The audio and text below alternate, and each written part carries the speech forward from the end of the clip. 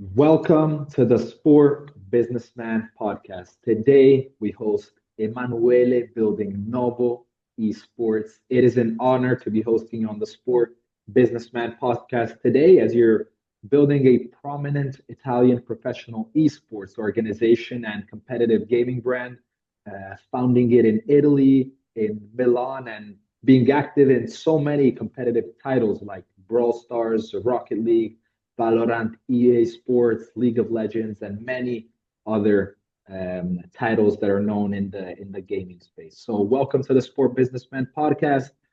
How are you? Thank you, Edoardo, for the invite. First of all, very happy to be here with you today to talk about esports. I'm very good. I was at a major esports event a couple of days ago, so still excited from this event. Splendid. So, can you introduce us to the business that you built? Where does the story of founding it come from, and together with your background?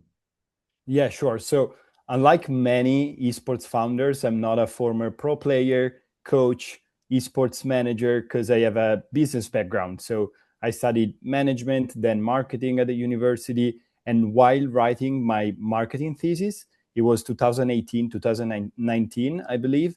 And there was a lot of hype around esports. So I decided to write my thesis around esports. And from that moment, I realized the potential of the industry. I mean, I've always played video games casually, but once I did my master thesis and then executive master in esports management, I discovered the huge potential of the industry. And from that moment, I decided, okay, I want to launch a business in this industry. And also because I saw that there was a gap in the market in Italy. And so I wanted to fill that gap.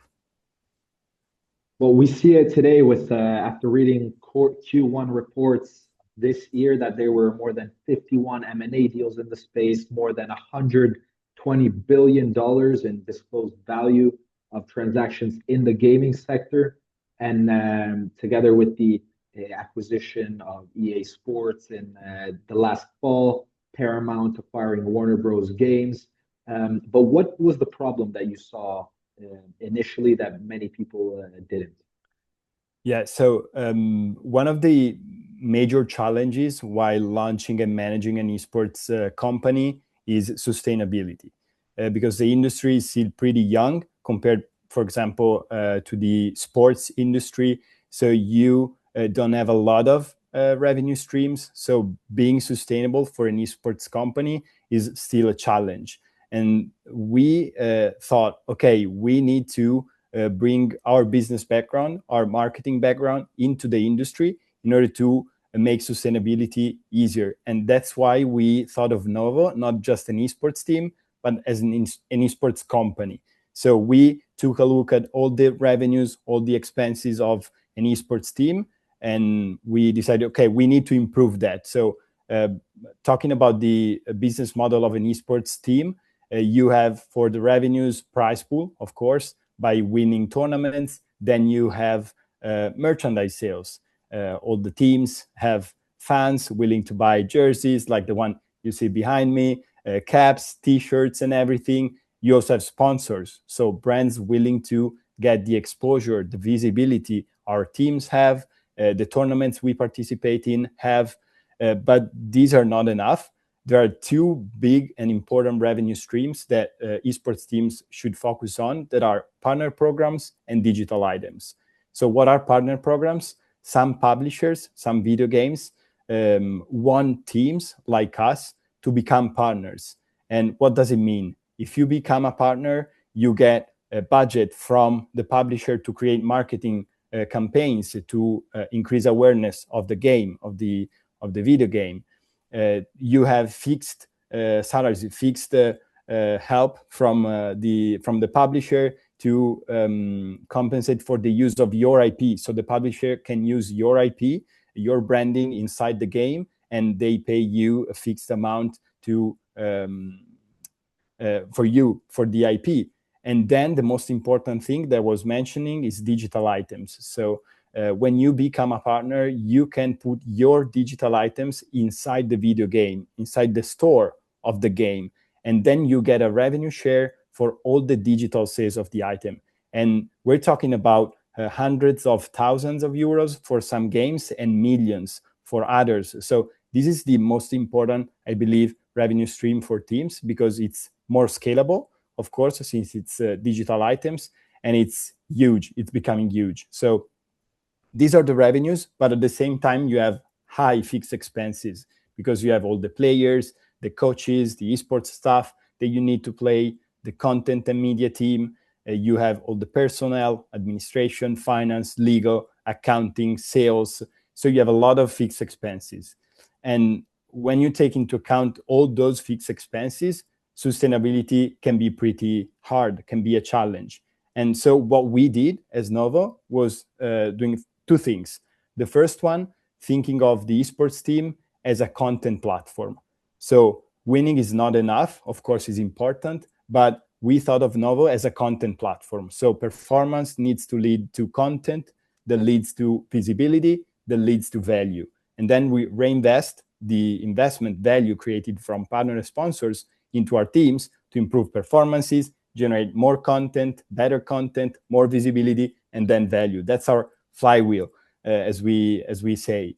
And on the other hand, diversification. So we said, okay, the esports business model, at least in the short term, because the industry is still young, is not super sustainable, but it will be in the medium and long term. Otherwise, I wouldn't have invested in the esports industry. But in the meantime, in the short term, we need to find a way to be more sustainable. So we created an internal marketing agency working with brands to help them position themselves into the gaming and esports industry. So brands willing to reach younger audiences, digital native audiences that are hard to reach through traditional media. And that's what we do with our marketing agency. So we work with brands, and then we reinvest the margins from those projects into the teams to make them better, create more content, better content that leads to visibility, value, and help us become partners and put digital items into the game. That's basically what we have created through these 3 years since the foundation of Novo. We find the flywheel effect of value creation and reinvestment super interesting. But we also find it interesting to learn as a young entrepreneur, when you were launching this entrepreneurial venture, the path to profitability, and knowing that you wouldn't be profitable at first. Is your approach setting a new standard for how much time it takes to becoming profitable for new entrepreneurs building similar businesses? And what was the biggest challenge in knowing that you weren't going to be profitable in the beginning? Yeah, so the first big challenge, since this is a very capital intensive business, the first big challenge was raising money. And raising money was hard because we're more similar to a sports club than to a startup, because of the high fixed expenses, how the business model works, and so on. So pitching an esports company to VCs was very hard. That's why we talked to business angels, and we raised almost $1 million thanks to business angels only. And now that we have better results, better numbers, almost this year we should close with almost €1 million revenues, €1 million revenues. We will start talking again to VCs. So the first challenge was raising money.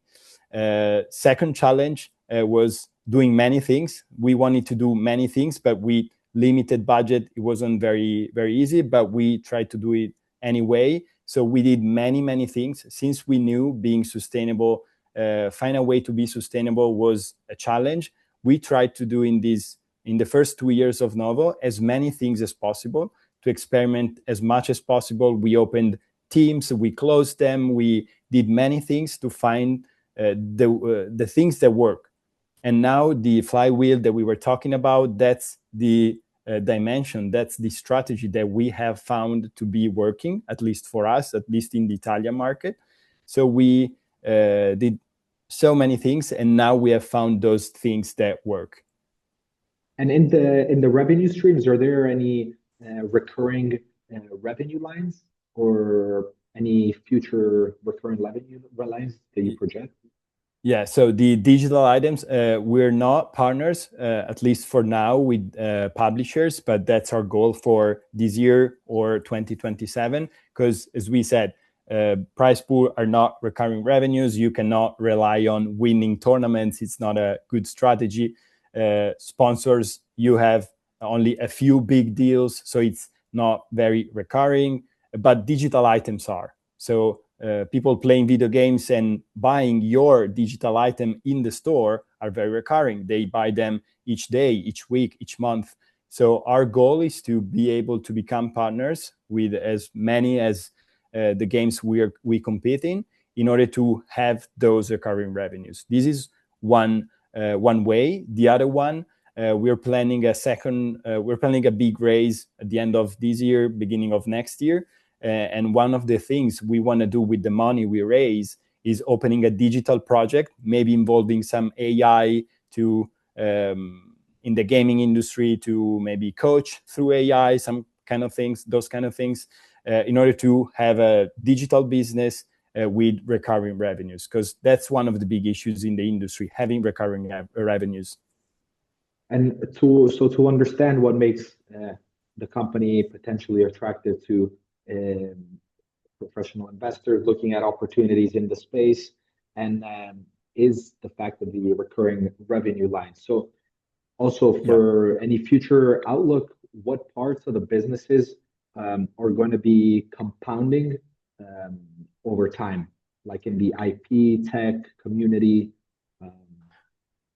Yeah, sure. So I think the classic esports business model is not very attractive for VCs, for example. But if you take into account digital items, these are pretty new. There weren't digital items until some years ago. So this is something new. If you take into account digital items, you can take a look at esports companies like sports companies, but with some good things, better things like digital items. So you can compare esports teams to football clubs, for example, but you have on one hand digital items, and football clubs don't have that kind of revenue stream. And at the same time, you don't have high fixed expenses compared to sports clubs, because many competitions are online, so you don't have to move all the players and teams all the time. You don't have to have an arena because you play online and you play in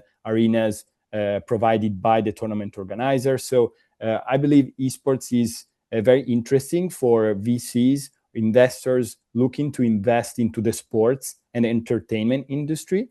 And if you compare esports to sports, you have some positive things, as we said, digital items, and less fixed expenses, no need for an arena, so less fixed expenses. So I think the idea behind investing in esports is this one. You need to be interested in the sports industry, entertainment industry first. It's not a deep tech kind of industry.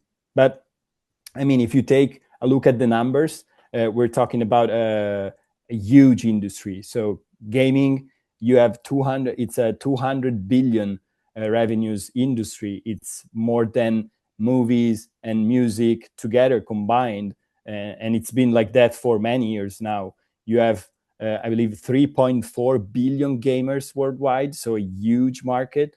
And in terms of esports, you have more than 500 million people watching esports worldwide. So my investment thesis, since I also invested a lot in Novo, besides founding it and being the CEO, my investment thesis is, thanks to AI, technological advancements, people will live longer, they will work less, probably, and they will have more free time. So they need to do things in their free time. And new generations, they play video games for hours every week.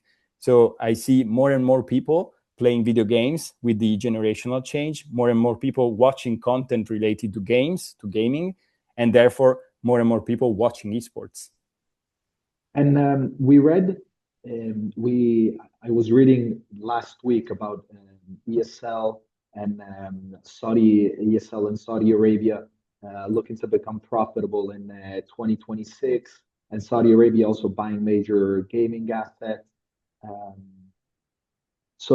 and AR and XR attracting very, very big checks in this space. Yeah. So how do you see this affecting esports, and where does this sit in the landscape? Yeah, so Saudi Arabia has helped so far since, I believe, 2022, 2023, the industry a lot, because they said, okay, gaming is crucial for us. We want to invest in gaming. We want to invest in esports to diversify from oil and all those kind of things. And from 2023, they created the Esports World Cup. Well, it was called Gamers 8 first, and then it became Esports World Cup in 2024. And that's the biggest esports competition ever. It's 7 weeks of competition, like the Olympics in July and August, 7 weeks of competition, 25 different tournaments. Each week has different tournaments, like week 1, EAFC, Rocket League, week 2, VALORANT, Fortnite, just to make a few examples, and a $75 million prize pool. So a huge prize pool, $75 million. Divided among the 25 tournaments, and some of it for the general leaderboard. So you have a leaderboard, and the first team of the leaderboard, so the team that earned the highest amount of points through the different tournaments, gets $7 million. So crazy numbers. They were also able to attract many different brands. They closed for the 2025 edition more than $100 million in commercial deals. So they're investing a lot in the industry. They're attracting brands. They're giving a lot of prize pool to teams, generating a lot of visibility. Last year, there were tens of millions of online views of the Esports World Cup, and also hundreds of thousands of in-person spectators. So huge push to the growth of the industry. Yeah, I actually wrote an article a year ago before the Esports World Cup, and I found so interesting the $70 million prize pool of and this year it's even 75. So each year they 75 million. Wow. Yeah, last year 70, this year 75.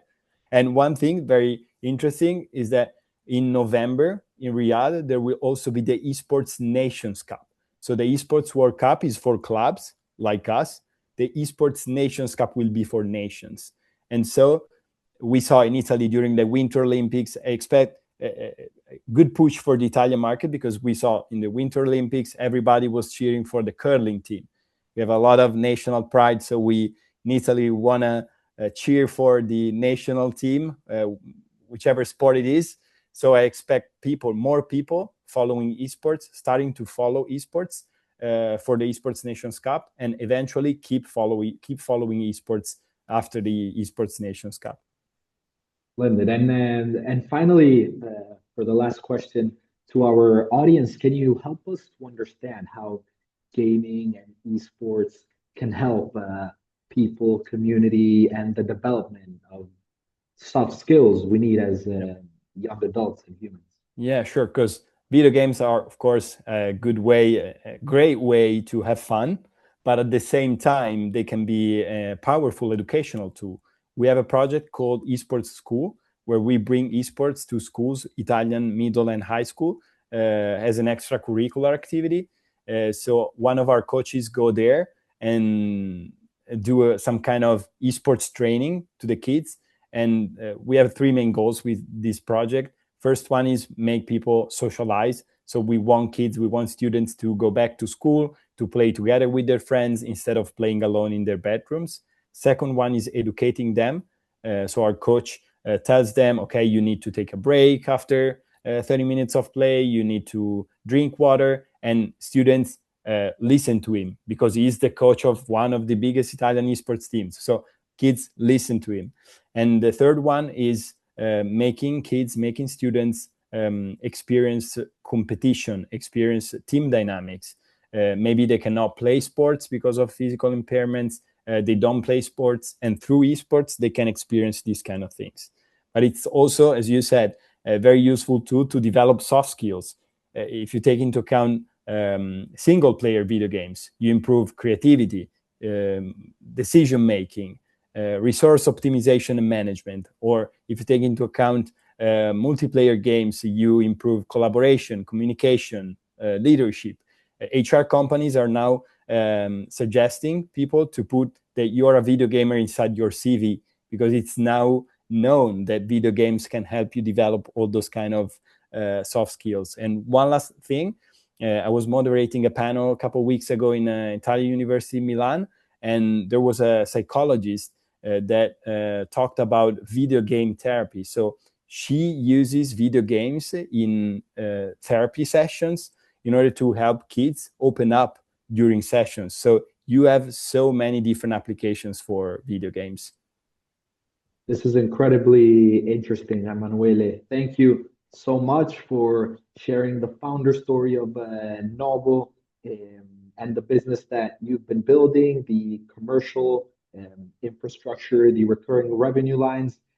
Most importantly, the explaining to us and the entrepreneurs listening in the simplest way possible the opportunity that exists in the gaming sector and how it creates value for social community and also human development. So it was an honor again to host you on the Sport Businessman podcast today. Thank you again, Eduardo, for having me. It was a pleasure to talk about esports. I mean, I love the industry. I love what I do. So it's always a pleasure to talk about it. Splendid. Thank you. Thank you. Bye-bye.